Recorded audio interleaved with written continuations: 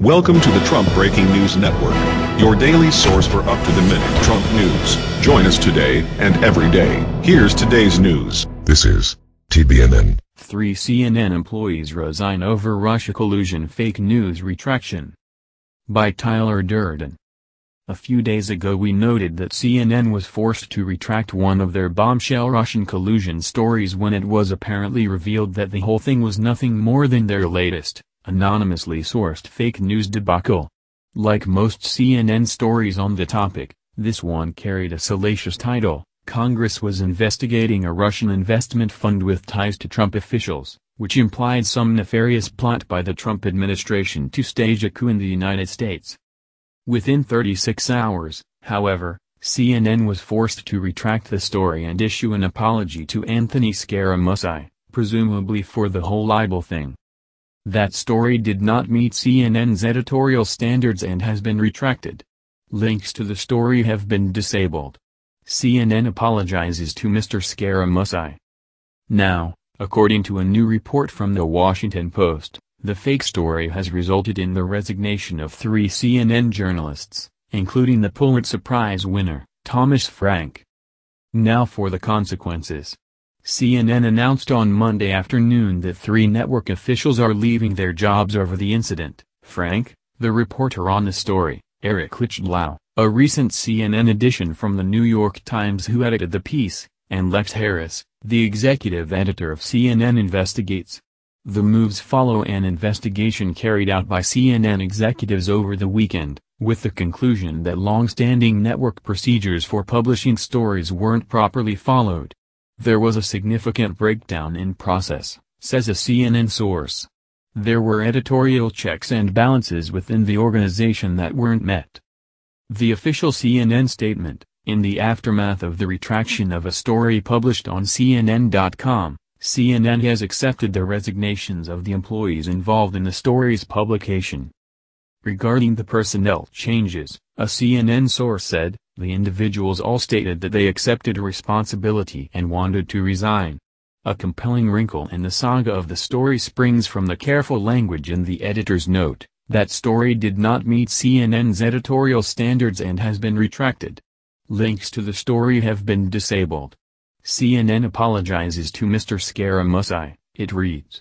CNN is not bailing on all the factual representations in the story, however. We pulled it down not because we disproved it, says a CNN source, adding that there was enough concern on some factual points that given the breach in process, we decided to pull it down. Of course, this is hardly the first time CNN has been caught reporting fake news recently. Looks like CNN's anonymous sources got this one wrong, and we doubt it will be the last. For those who missed it, our original post on the retraction is below. Thursday afternoon, CNN posted a story, by none other than Pulitzer Prize-winning reporter Thomas Frank, claiming that Congress was investigating a Russian investment fund with ties to Trump officials. The story was perfect fodder for the left as it provided yet more confirmation that sources confirmed Trump and his team were up to something nefarious with the Russians. Highlights included: Congress is investigating a little-known Russian investment fund. The fund CEO met in January with a member of the Trump transition team. If you're going to get your nose under the tent, that's a good place to start, said Lou Dima, a Georgetown University economics professor. I'm sure their objective is to get rid of all the sanctions against the financial institutions. But RIDIF is one, sanctioned organizations, where a number of prominent U.S. investors have been involved. A fund spokeswoman says there was no discussion about lifting sanctions. Scaramucci's comments alarmed Democratic Senators Elizabeth Warren of Massachusetts and Ben Cardin of Maryland, who asked Nugent to investigate whether Scaramucci sought to facilitate prohibited transactions or promised to waive or lift sanctions against Russia. Sounds great, right? Well, despite the facts they reported, 36 hours later, quietly late on a Friday night, CNN decided to delete the story and issue a retraction, apologizing to Mr. Scaramucci, presumably for lying.